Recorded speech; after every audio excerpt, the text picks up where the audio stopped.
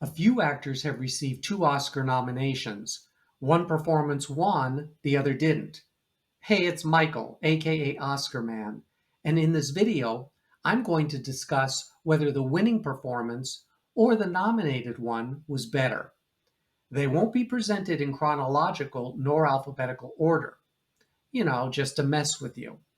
So let's begin with Goldie Hawn. The choices between her Best Supporting Actress winning performance in 1969's Cactus Flower and her Best Actress nominated role in 1980's Private Benjamin. I'll be honest, I was never a fan of Cactus Flower. I'm surprised it was a success on Broadway, as the play wasn't very funny. The film version was pretty tepid also, mining a few laughs, mostly from Ingrid Bergman's The Dentist Dance at the discotheque.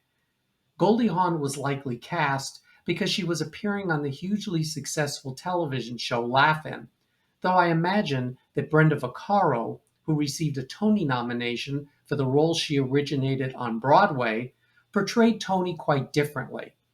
In any case, Goldie won an Oscar for her first film. Now, Judy Benjamin could have been misconstrued as just another dumb blonde role, but Hawn, who also produced Private Benjamin, made sure there was something more underneath the blonde hair. Sure, Goldie got a lot of laughs doing what people expect of her, but then Judy shows us that she's smart and surprises everyone once she sets her mind on taking this whole army thing seriously. I always liked the first half of this film better. The shift in the second half placed the message right in our faces.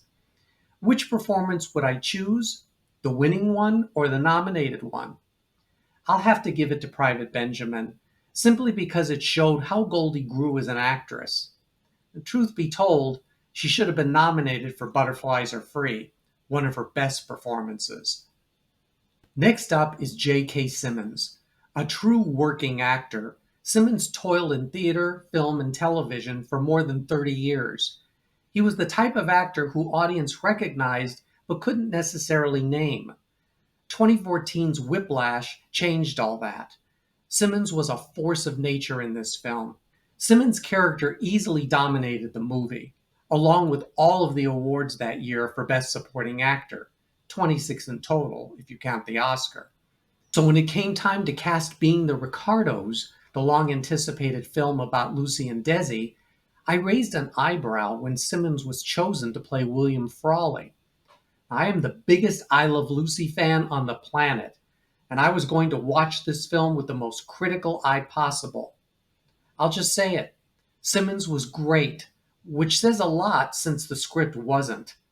I'll admit my jaw did drop when he was nominated, but I think he deserved it, especially since he had almost nothing to work with, as Frawley was not seen nor heard from much off camera. My choice of these two excellent performances? Yeah, you're right. I think it's one of the best wins in the category. I'm going to do a Cliff Notes version of the next set of winners I chose for this video, then I'll finish with one more contender in greater detail. Simone Signoret. She won Best Actress for Room at the Top, and her performance in Ship of Fools was nominated in the same category. I think Signoret was absolutely wonderful in Room at the Top.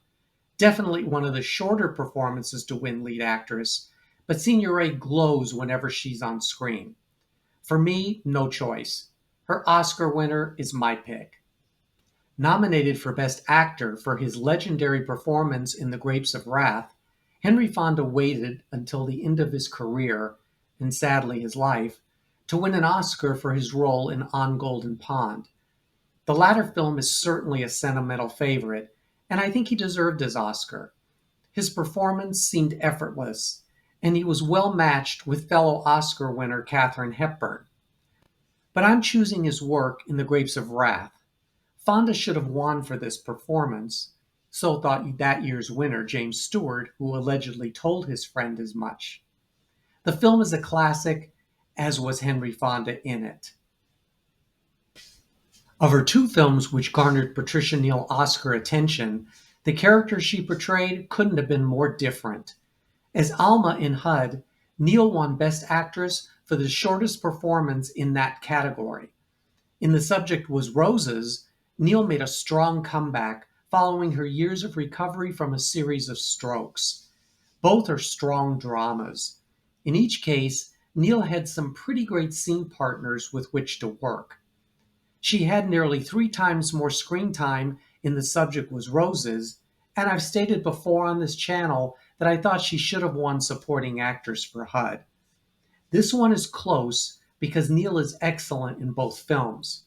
But I liked HUD better overall, so that tips the scales for that performance.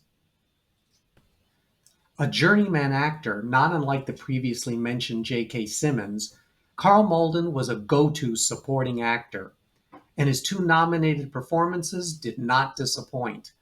Appearing opposite Marlon Brando in both A Streetcar Named Desire and On the Waterfront, both directed by Elia Kazan, Malden was able to shine in spite of being part of very strong ensembles in these 2 films. Again, this one is not easy. In fact, I'm pretty torn between these 2 choices. But since this was my idea to do this, I'm going to choose his performance in On the Waterfront. Malden has a memorable scene, virtually a monologue, that is pretty powerful. Though Streetcar brought him the Oscar, Malden's nomination for Waterfront could have brought him Oscar number 2 had he not shared the category with 2 of his co-stars. Who am I finishing with? Well, being the tease that I am, I'm first going to briefly give my sincere thanks to you for being a part of this channel. I read all of the comments, and I try to acknowledge each one of them. Your enthusiasm for the Oscars, which generates some lively debates in the polls I post daily, inspires me to continue creating. Thank you for that. Many more thanks if you would please give this video a like, and our community welcomes you to join us by becoming a subscriber if you're not one already. Sophie or Eve? One performance got her the Oscar, while another earned her a nomination, which didn't thrill her co-star. Anne Baxter's 2 nominated performances were contrasts in the direction of her characters. One descended into tragedy, and the other ascended to, well, getting her just desserts. Both characters allowed Baxter to show her range as both of her films progressed. In 1946's The Razor's Edge, Sophie starts out as an innocent young woman, looking at a bright future. When tragedy strikes, she embarks on a downward spiral. Baxter makes the most of each transition. In 1950's All About Eve, Baxter starts out as an innocent young woman trying to catch a break as an actress in the theater. Eve plots, schemes, and steamrolls everyone in her path. Again, Baxter expertly shows us the different shadings in her portrayal. Both of these performances are, I think, among her best. Here's how I made my choice. The Razor's Edge is, without Baxter, a bore. She's the only thing worth watching. All About Eve is a classic, and I've gotten in trouble for this before. Baxter is my choice of the 2 nominees for that film. So Eve gets my vote. Yeah, I know what you're thinking. Now it's your turn to tell us your choices, the nominated performance or the winning one. And until we meet again, I've asked someone special to send a message to you on my behalf. I'll be back to claim it. And soon. That is, if you want me back.